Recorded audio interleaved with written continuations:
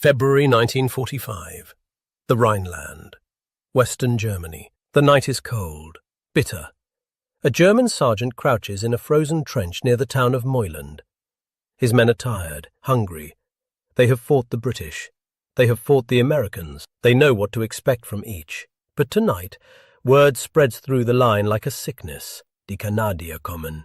The Canadians are coming. There is something different about these soldiers. They do not shout. They do not announce themselves. They come in the dark, through the rain, through the forests. They do not stop. They do not hesitate. German officers had given them a name. Stille Profis. Quiet professionals. Not because they lacked ferocity, but because they killed with discipline, with patience, with a cold efficiency that unnerved even the most battle-hardened Wehrmacht units. These were not conscripts. These were volunteers. Men who had crossed an ocean not because they were ordered to, but because they chose to. And by 1945, the German army had learned a brutal truth. When the Canadians arrived, the real fighting was about to begin. September 10th, 1939. Ottawa, Canada. 1 week after Britain declared war on Nazi Germany, Canada made its own declaration. It was a symbolic gesture, a young nation choosing its own moment, but it carried weight. Canada was not dragged into this war. It walked in with open eyes. The country had only 11 million people, a modest economy, a small standing army of fewer than 4,500 regular soldiers. On paper, Canada had no business fielding a major combat force. But something stirred in the towns and villages across the provinces, in Quebec and Ontario, in the Maritimes and the Prairies, in British Columbia and Alberta. Young men, farmers, loggers, factory workers, fishermen, began to line up at recruitment offices. They were not conscripted, not yet. They were volunteers. This single fact would shape the nature of Canadian forces for the entire war. Unlike many European armies swelled by mandatory service, the Canadian military, especially in its early years, was composed almost entirely of men who chose to fight, men who wanted to be there. And Canada remembered what its soldiers had done a generation before. In April 1917, during the First World War, Canadian troops had achieved what British and French forces could not. They captured Vimy Ridge, a fortified German stronghold in northern France, in a coordinated assault that stunned the world. It was not luck. It was preparation. Canadian commanders had trained their men for weeks. They had built full-scale replicas of the German trenches.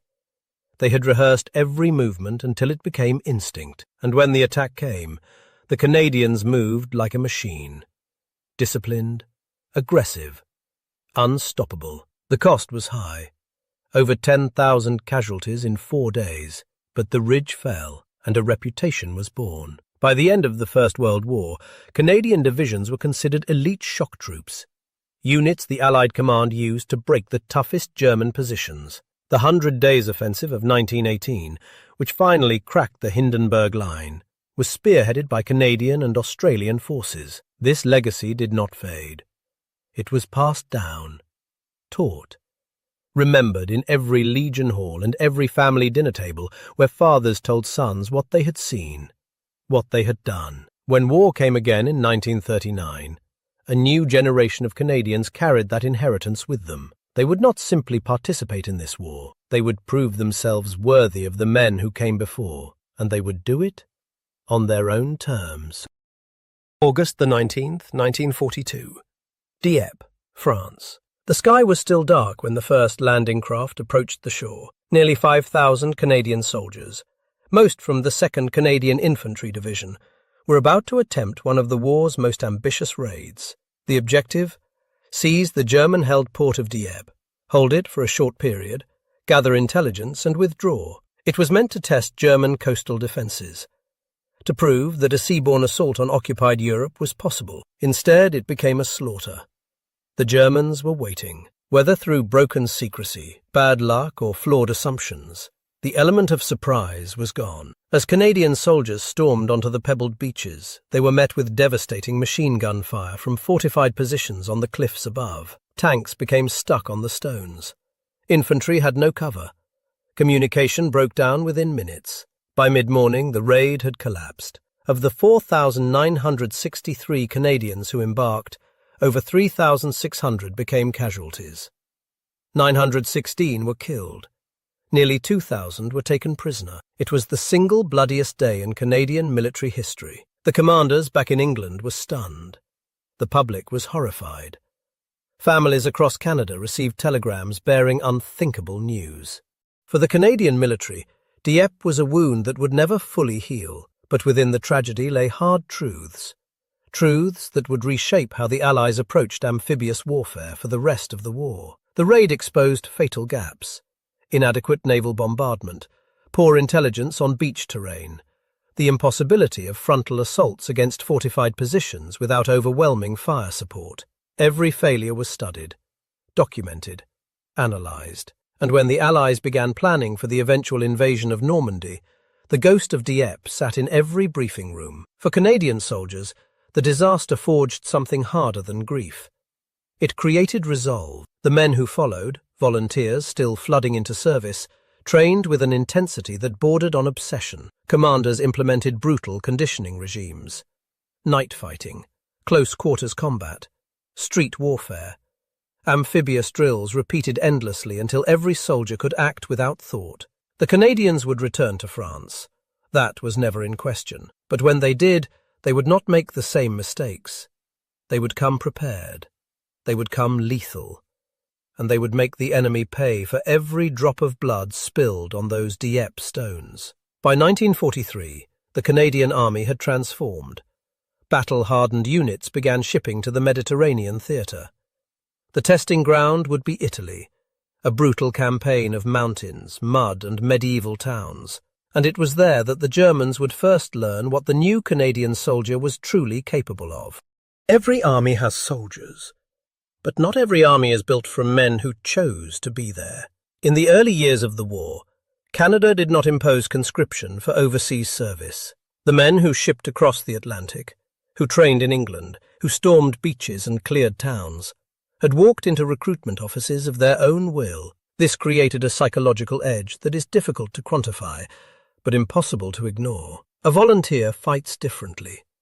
He does not resent his rifle. He does not count the days until he can go home. He has made a decision, a commitment, and that commitment carries him forward when fear demands retreat. German interrogators noted this in captured Canadians.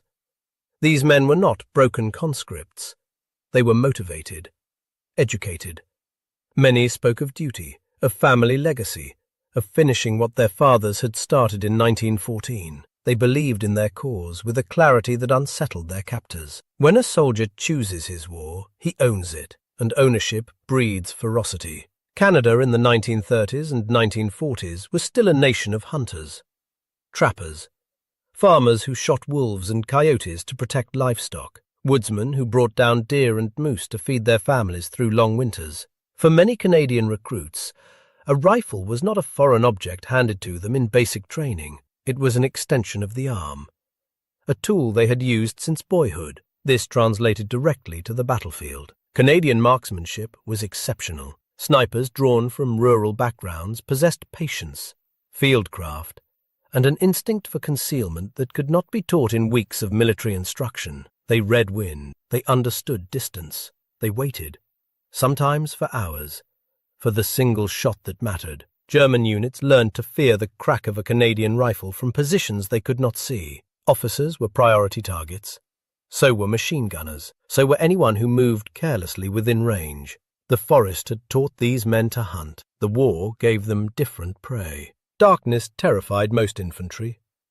Vision narrows. Sounds amplify. Every shadow becomes a threat. But Canadian training embraced the night. Following the lessons of Dieppe, Canadian commanders emphasized night operations as a tactical advantage. Soldiers drilled in blackout conditions, navigating by compass, attacking trenches without illumination, fighting in conditions where most armies would halt and wait for dawn. This became a signature of Canadian assaults. In Italy and later in northwest Europe, Canadian units launched attacks in the dead of night, appearing in German positions before defenders could organize. Sentries were silenced with bayonets. Machine gun nests were overrun before a single flare could rise. The Germans called it unnerving. unpredictable. In darkness, the Canadians found freedom. They moved without being seen. They struck without warning, and they vanished before retaliation could find them. War punishes rigidity. The army that adapts survives.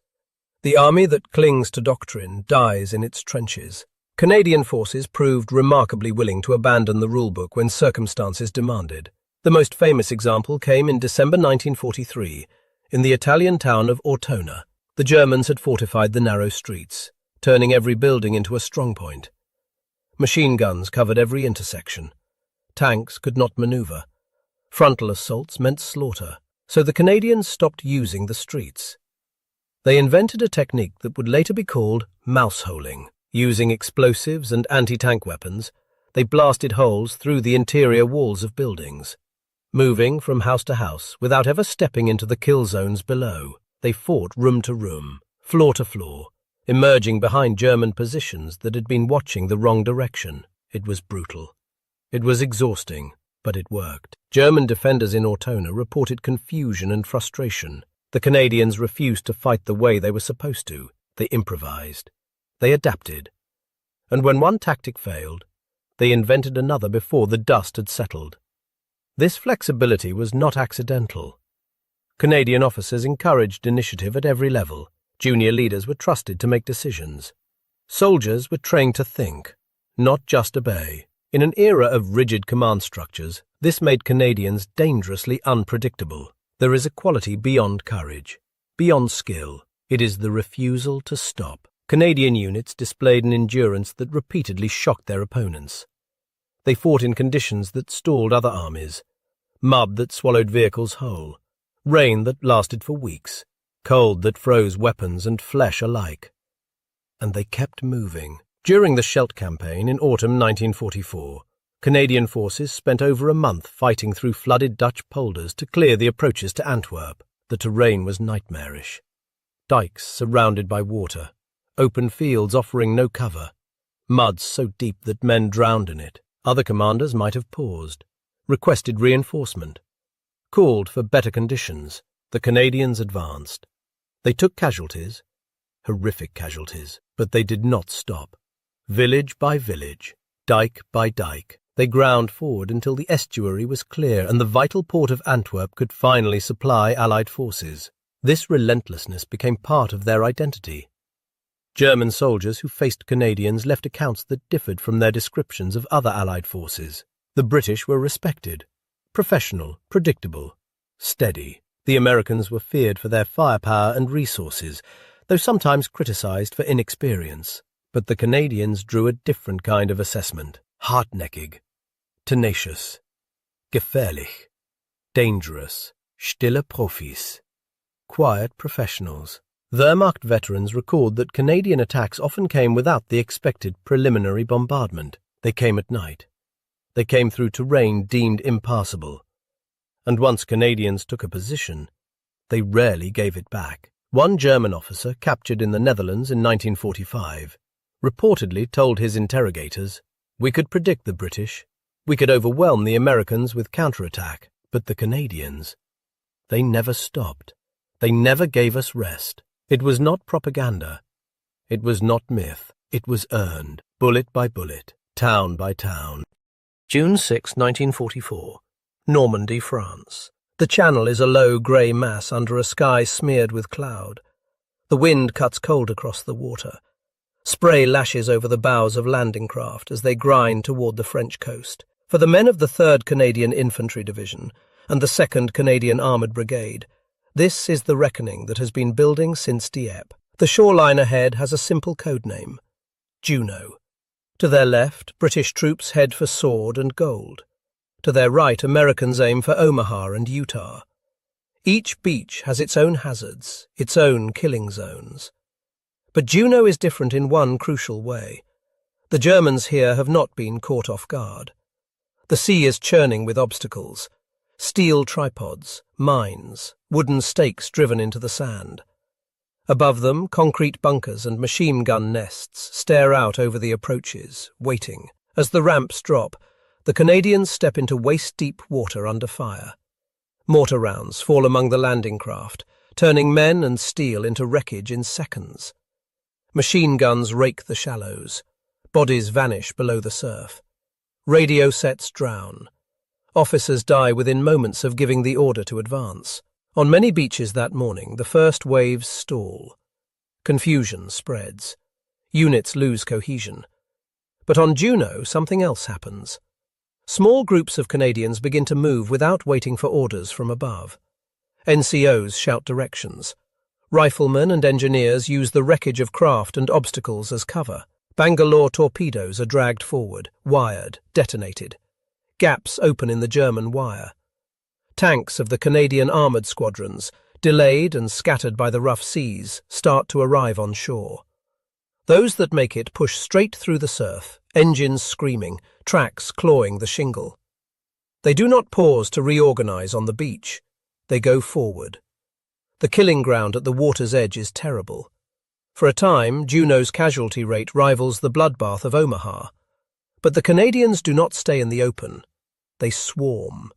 Into the seaside villages of Courseulles-sur-Mer, Bernières and Saint-Aubin, Canadians push house to house, clearing machine gun posts from the flanks, turning German strongpoints one by one. Snipers who once hunted in Canadian forests now pick out embrasures and firing slits. Mortar teams drop rounds with practiced precision on suspected command posts. The volunteer mentality, the marksmanship, the night training, the Ortona-style innovation, all of it converges in daylight on Juno. Platoon leaders do not wait for detailed instructions. They read the ground, then act. When roads are blocked, they cut across fields. When tanks cannot pass, infantry clears a way. When units become mixed, they reorganize on the move, keeping momentum rather than halting to sort out perfect order of battle. German defenders expect the assault to break on the beach, as it did at Dieppe. Instead, they are forced back through the streets and fields behind the coastal towns, facing an enemy that absorbs casualties but refuses to lose momentum. By midday, Canadian spearheads are pushing deeper inland than any other Allied force on D-Day. They cross the coastal road. They drive toward the Caen-Bayeux axis, threatening German positions from unexpected angles. The door into occupied France is not just opened, it is kicked wide. For the Wehrmacht units facing them, one realization settles in with growing alarm. These are not the same Canadians who died on the stones at Dieppe.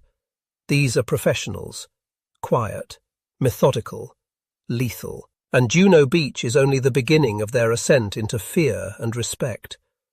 The true measure of that reputation will be carved not just into open beaches, but into the shattered stone of ancient towns and the flooded fields of the Low Countries, places where Germans will learn, street by street and dike by dike, what it means when the Canadians refuse to stop. The reputation that began on Juno Beach did not stay on the sand. It followed the Canadians into places where the terrain itself seemed to side with the defender, into stone-walled Italian streets, into flooded Dutch polders, into narrow forest corridors where every tree could hide a gun. In Italy, the Germans learned something unsettling in the winter of 1943-44. They watched Canadians take a place that should have been untouchable, Ortona, a medieval port town on the Adriatic. Tall houses pressed close along steep streets, cellars, courtyards, sniper nests at every angle. The German paratroopers who held it were among the most respected infantry in the Wehrmacht. They expected that frontal assaults would be broken again and again in the open. Canadians did not oblige. When repeated attacks up the main streets turned into slaughter, they adapted. Infantry sections began moving through walls instead of along roads, blasting entry holes from house to house, turning entire blocks into interior corridors. Mouse-holing, some called it later. At the time, it was simply a way to keep moving under the most lethal fire. German defenders reported Canadian units appearing from directions that should have been impossible. A cleared house would be re-entered from the side. A position believed secure from enfilade would suddenly take fire from an unexpected angle. There was no theatrical bravado, no shouted challenges, just the steady, grinding pressure of an enemy that would not stop coming. Ortona became a symbol inside the Wehrmacht, a reminder that where other assaults might fade after a day, the Canadians would fight for a town, a street, a single stairwell, until either they were spent or the position was taken, and too often for German comfort. It was the latter. The same pattern appeared again in 1944 and 1945, this time in the Low Countries. In the Scheldt estuary, the Germans believed they held a defensive masterpiece. Dikes, flooded fields, narrow causeways, channels of mud and water that could trap attacking infantry and armour in perfect killing zones. To open the port of Antwerp to Allied shipping, someone had to clear that maze. It fell to the Canadians. Operations on Walcheren Island and along the South Beaverland Isthmus forced infantry across causeways no wider than a country road, under observation from multiple sides, with no room to manoeuvre. These were the kind of positions where conventional doctrine said an attack should fail, or at least be halted after catastrophic loss. Instead, the Canadians treated each dike as they had treated Ortona's streets and Juneau's seawall, not as a reason to stop, but as a problem to solve. Companies went forward in short bounds, hugging what little cover existed. Artillery and mortars laid smoke screens where the wind allowed. Engineers worked in mud up to their waists to improve approaches and keep a trickle of supplies moving. When counterattacks came, they were met with precise small arms fire from men who had been shooting in bad conditions since they were boys. German after-action assessments speak of frustration. Positions that should have been held for days fell in hours. Strongpoints meant to delay an advance for weeks were overrun in far less time than expected. The Canadians did not always attack in massive waves. Often they arrived in small, well-led groups that seemed to materialize out of the mist and rain, hold under counterfire, and then call down supporting fire with unnerving accuracy. By early 1945, in the Rhineland battles and the push into northwest Germany, this pattern had hardened into something else in German minds. Not surprise, not curiosity, certainty. Certainty that if Canadians appeared opposite a sector, the coming days would be hard. Certainty that ground given up to them would not be easily retaken. Certainty that night brought no relief, because patrols and probing attacks would continue in darkness just as they had in daylight. The fear was not theatrical. It was professional. Officers and NCOs on the German side learned to factor Canadian time into their calculations, shorter than the schedules they had used against other opponents. Positions that could be held for 48 hours against typical Allied assaults might have to be abandoned earlier if Canadians were opposite. Reinforcements that could be marched under cover of darkness elsewhere would be intercepted or shelled more often when Canadians were involved. By the final months of the war, the quiet professionals had done something rare. They had turned enemy respect into an operational disadvantage for the Wehrmacht. German commanders facing them grew more cautious, more conservative, more likely to withdraw early or overestimate the force against them. That caution opened gaps. Those gaps, in turn, allowed faster advances into the Netherlands and northern Germany, and it is in those final drives, through liberated Dutch towns, over shattered bridges, along roads lined with civilians who had waited in hunger and fear for years, that the consequences of this reputation truly unfolded, setting the stage for what came after the guns finally fell silent. Because once the firing stopped, the question remained, what had this fearsome reputation cost, and how would it shape the way Canadians, Germans, and the wider world remembered these quiet professionals in the decades to come? When the guns finally began to fall silent in northwest Europe in the spring of 1945, the reputation of Canadian soldiers was not a rumour. It was written into reports, casualty lists, and the shape of the map itself. On paper, the strategic consequences were clear. Juneau Beach had not only been held. Canadian units had pushed farther inland on D-Day than any other Allied assault formation, anchoring the left flank of the British sector and helping to secure the beachhead that made the subsequent breakout possible. In Italy, battles like Ortona had proved that Canadian infantry could match and overcome elite German formations in some of the toughest urban terrain of the war. The cost had been terrible, but the town had fallen. The line had bent. German paratroopers had been forced to concede ground they were expected to hold. In the Scheldt and along the flooded approaches to Antwerp, the Canadians had done something more abstract but just as decisive. They made a port usable. By clearing the estuary, they unlocked the logistics flow that fed the Allied advance into Germany. Without that victory in the mud, The timetable for the end of the war in Europe might have looked very different. German officers understood this. Interrogations of prisoners, captured documents, and post-war testimonies reveal a consistent pattern. When Canadian units were identified on a front, German commanders often expected attacks that pressed harder, lasted longer, and adapted faster than those of many other formations.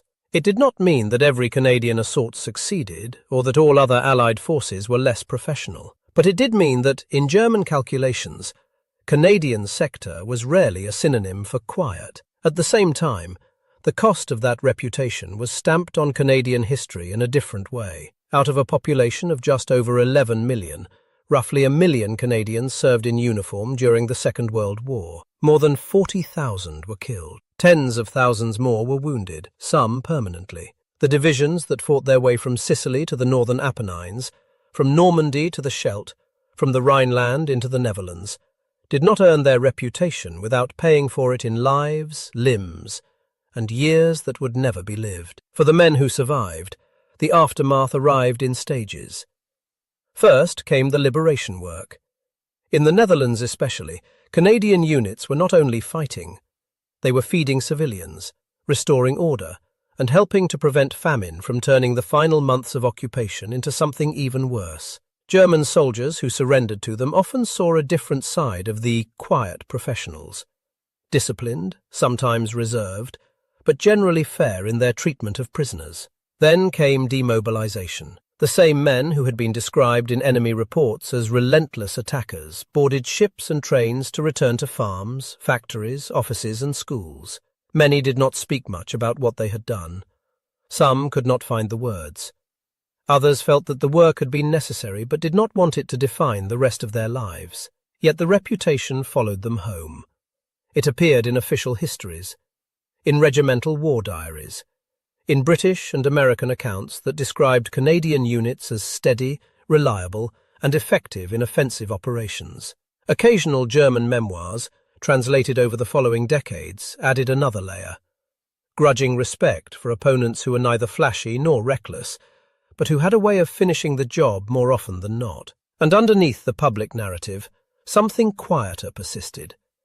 A tension between pride in what had been achieved, the liberation of occupied countries, the defeat of Nazism, and the private knowledge of what it had taken to be feared and respected in that way. To understand how that tension shaped memory on both sides of the Atlantic, and how the label "quiet professionals" evolved into a national story, we have to follow the Canadians beyond 1945, into the years when the battlefield turned into history, and reputation turned into legacy. In the first years after the war, German recollections of Canadian soldiers were scattered. They appeared in regimental chronicles, private memoirs, and interviews conducted by Allied historians. Often they were just brief passages. A note about stubborn resistance near Ortona, a comment about unexpectedly rapid advances near Caen, a remark that an attack along a dike line in the Scheldt did not pause when we expected it to. Yet when those fragments are placed side by side, a pattern emerges. Canadian units are described as aggressive but not reckless. Their fire is called accurate rather than wasteful. Night activity is noted again and again. Patrols, probing attacks, small raids that kept German positions under constant pressure. There is frustration in these accounts, but also a professional respect that is different in tone from some descriptions of other Allied forces. Officers of the Wehrmacht and Waffen-SS who faced Canadians typically do not dwell on theatrics. They focus on timing, discipline, and the way Canadian attacks adjusted under fire. The fear they describe is not rooted in myths of super soldiers, but in the knowledge that once the Canadians committed to an operation, they were very likely to see it through. On the Canadian side, memory formed along different lines. For decades, public stories of the war tended to highlight major shared Allied victories. Normandy, the liberation of the Netherlands, the Italian campaign as a whole, rather than focusing on how enemy soldiers had viewed Canadian formations. Veterans, when they spoke, more often emphasized the comrades they had lost than the fear they had inspired. Official histories recorded battlefield performance in careful detail. They documented the depth of the advance on D-Day, the street-fighting methods at Ortona, the brutal clearing of the Scheldt, the the Rhineland battles. The tone was reserved. The word feared appears less often than effective, stubborn, or reliable. The phrase quiet professionals grew slowly. It surfaced in post-war analyses by British and American officers who had fought alongside Canadian units. It appeared in commentary that tried to explain why relatively small Canadian formations had been entrusted with such demanding tasks. Over time, Canadian historians and military analysts adopted similar language to describe a force that combined citizen-soldier roots with a high level of battlefield competence. In the Netherlands and parts of northern Italy, the memory took on yet another layer. For many civilians there, the defining image of Canadian soldiers was not only of men advancing under fire, but of men handing out food, restoring order, and staying behind to help rebuild. The same troops who had been feared on the battlefield became symbols of relief and stability in the streets they had fought to clear. By the late 20th century, when veterans were interviewed for documentaries and oral history projects, a quiet reconciliation was visible. German soldiers who had once tried to stop the Canadians now spoke of them with professional respect. Canadian veterans, in turn, sometimes expressed surprise at learning how they had been viewed by the enemy. Many had simply thought of themselves as doing a hard job as well as they could. The result is a layered legacy. In operational records, Canadians appear as a dependable assault force. In German recollections, they are opponents who pressed on when others might have paused. In the liberated countries, they are remembered as both fighters and protectors. And in Canadian memory, they have become something more complex still. Citizen soldiers whose willingness to master a brutal craft and to carry it out with discipline rather than spectacle helped decide the outcome of the war, while leaving scars that would last for the rest of their lives. It is at this intersection of fear, respect, pride and cost that the label quiet professionals finds its full meaning, and where the final reflection on their place in history belongs. Stand for a moment at any of the places where they fought. On the shingle of Juno Beach as the tide pulls at the sand, in a narrow Italian stairwell where plaster still bears old scars. On a Dutch dike road, with water on both sides and wind moving in from the sea, the noise is gone. The smoke is gone. The men who once lay in the ditches and doorways are mostly gone too. What remains are traces, names on headstones, regimental badges on memorials, a few fading photographs on living room walls. The phrase quiet professionals can sound almost simple from a distance, but in the context of the Canadian experience in the Second World War, it carries several meanings at once. It speaks to a way of fighting, disciplined, adapted to bad ground and bad weather, demanding competence rather than theatrics. It reflects a culture of volunteers who were willing to learn the hardest work a democracy can ask of its citizens, then carry it out with as little drama as possible. It also hints at the silence that followed. Many of these men came home and did not frame their lives around what they had done. They went back to teaching, farming, mining, office work. They raised families. They watched news of later conflicts with a mixture of recognition and distance. The fear they had inspired in German reports did not shape the way they saw themselves. For most, the war was not a personal legend. It was a duty, fulfilled at immense cost. Looking back now, to call them feared is only part of the truth. More accurate might be this: they were ordinary citizens who, when placed in extraordinary circumstances, became reliable instruments of a cause larger than themselves, and then, when that cause was won, tried to live quietly with what it had required of them. In that tension between necessary violence and deliberate modesty lies the real legacy of Canada's soldiers in the Second World War. Not mythical warriors, not nameless cogs, quiet professionals, whose work helped decide the shape of the modern world, and whose shadows still fall across those beaches, streets and fields, whenever we choose to remember what they actually did there. If this story resonated with you, please take a moment to like the video. It helps Canadian legacy bring more real, forgotten moments from the world wars back into the light. And if you enjoy learning about Canada's role in World War I and World War II, subscribe to stay connected with these untold histories.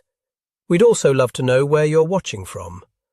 Our community now spans continents, students, veterans' families, and history enthusiasts who share a passion for Canada's legacy.